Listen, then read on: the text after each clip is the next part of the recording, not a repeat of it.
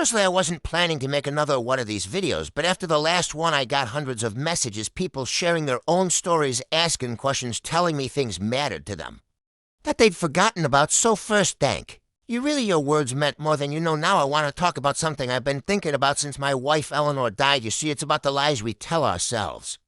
To get through the day, not the big lies, the small ones. The ones we think are protecting us, but are actually stealing our lives. I'm George, I'm 87, and I spent 43 years lying to my wife about something so small, so stupid, that when I finally told her the truth, we both sat there in silence for a long time, not because it was earth-shattering, but because of all the years we'd wasted dancing around it. It was a Thursday afternoon. We were sitting on the porch, and she asked me, like she'd asked her 1,000 times before, do you ever regret not finishing your degree? And for 43 years, I'd said the same thing. No, it worked out fine. I did all right. But that day, something broke in me. I said yes every single day. She looked at me like I'd suddenly started speaking another language. What I regretted every day, I said I regret that I quit. I regret that I was too proud to go back. I regret that I told myself it didn't matter what it mattered to me. More than almost anything, Eleanor put her coffee down. She said, George, why? Didn't you tell me we could have figured something out? You could have gone back. And that's when I realized what I'd done. You know, I'd spent for decades protecting my ego, pretending something didn't hurt when it was eating at me the whole time. And in doing that, I'd robbed both of us. I'd robbed myself of the possibility of doing something about it. And I'd robbed her of knowing me fully, of being able to help or support. Or even just understand we tell ourselves these little lies. Constantly, I'm fine. It doesn't bother me. I'm over it. I don't need help. I'm not angry. It's not a big deal. And maybe sometimes these lies serve a purpose. Listen, maybe they get us through a hard day, or keep the peace in a tense moment. But when they become permanent, when they become the story we live inside, they start to calcify. They become walls between us and the people we love, between us and the life we actually want. I had a colleague, Frank, who worked with me for 22 years. Good man, reliable. We'd have lunch together, sometimes talk about normal things. You see, sports, weather, what our wives were cooking for dinner. About 6 months after he retired, his daughter called me.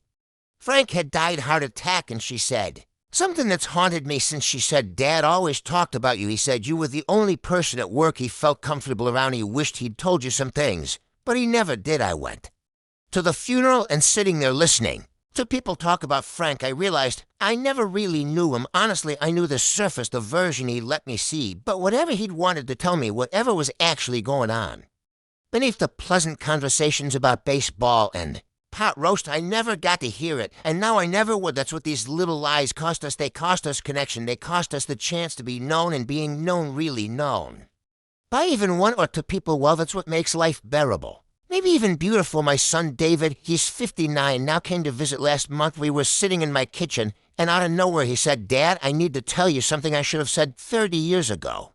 My stomach dropped. I thought he was about to tell me something terrible. Instead, he said, when I was in high school and you asked if I wanted to go into business with you, I said no because I wanted to do my own thing. That was a lie.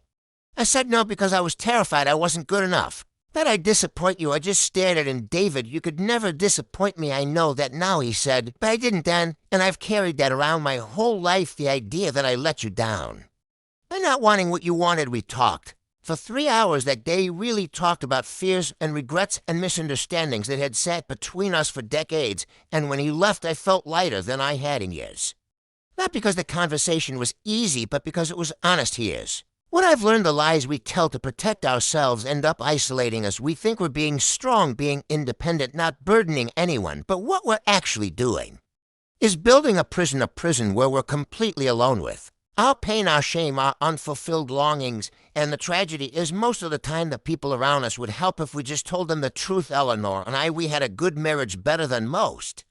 But after that conversation on the porch, something shifted. We started telling each other smaller truths. You know, not big confessions, just the everyday honesty we'd been avoiding. I'm scared about this doctor's appointment.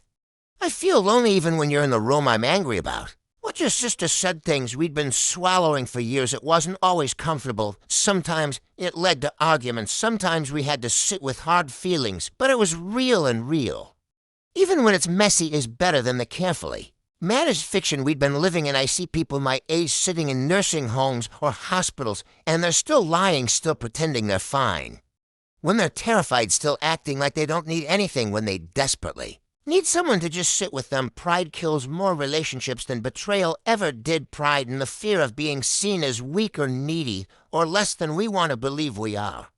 There's a man in my building, Walter, 82 years old, his kids. Visit maybe twice a year. He tells everyone he understands they're busy, it's fine, but I've seen him standing at the window on Sundays watching families come and go, and the look on his face. Is pure loneliness? One day I asked him, Walter, you told your kids you'd like to see them more often. He looked offended. I don't want to be a burden, so he sits at his apartment alone protecting his pride while his life slips away. I'm not saying you need to spill your guts to everyone. Some things are private, some things you work through on your own, but the people closest to you, the ones who love you, or want to love you, they deserve the truth, not the polished version. Not the I'm handling it version, the actual truth. I'm struggling, I need help, this hurts, I'm scared. I don't know what to do. When my youngest daughter called me 3 years ago crying so hard I could barely understand her, I asked what happened. She said, I feel like I'm failing at everything. I can't do this anymore. And instead of telling her she was fine, that she was being dramatic, I told her the truth. I said, I've felt that way too many times. It's terrible. I'm sorry you're going through it. We talked for an hour. I didn't fix anything. I couldn't, but she said later that conversation saved her, not because I had answers, because I was honest about not having them either, the lies we tell ourselves. About being fine, about having it together, about not needing anyone. They don't make us stronger, they make us smaller, they shrink our lives down to what we can manage alone, which isn't much because humans aren't built to be alone. We're built for connection, for shared struggle, for the relief of being known and still loved. I wasted so many years pretending I wasn't hurt, when I was pretending I didn't care, when I did, pretending I had everything under control when I was drowning. And the cost wasn't just to me, it was to Eleanor, to my kids too. Friendships that could have been deeper if I'd been braver. Now I don't have time for pretending. I'm 87. Every conversation could be my last with someone, so when people ask how I'm doing, I tell them. When something matters to me, I say so. When I'm grateful, I express it. When I'm scared or confused or angry, I don't hide it, not because I've suddenly become fearless, but because I've finally realized that being known is worth the risk of being heard. If you're watching this and you're holding on to some small lie, some story you keep telling yourself or others to avoid discomfort, I'm asking you to consider letting it go, not all at once, not recklessly, but start being a little more honest with yourself first, then with the people who matter. Tell someone you're struggling. If you are, ask for help. If you need it, admit when you're wrong. Say what you actually want instead of what you think you should want. Honestly, stop performing being fine and just be whatever. You actually are messy, uncertain human. If you're interested in exploring this further, I'd recommend 3 books: The Gifts of Imperfection by Brené Brown, When Things Fall Apart by Pema Chadron, and Man's Search for Meaning by Viktor Frankl. Read them, they'll challenge you in ways you need. I'll drop the links in the comments and description. This channel features people like me sharing life advice and memories. If you found value in this, subscribe and turn on notifications, and listen. If this resonated with you at all, share it with someone who might need to hear it. Leave a comment telling me one truth you've been avoiding. Hit that like button. I've got more of these in me, and I'd rather share them with people who actually want to listen. If you've got a story to tell, something you've learned that might help someone else, there's a form down in the description. Fill it out. Maybe next time we'll be sharing your story.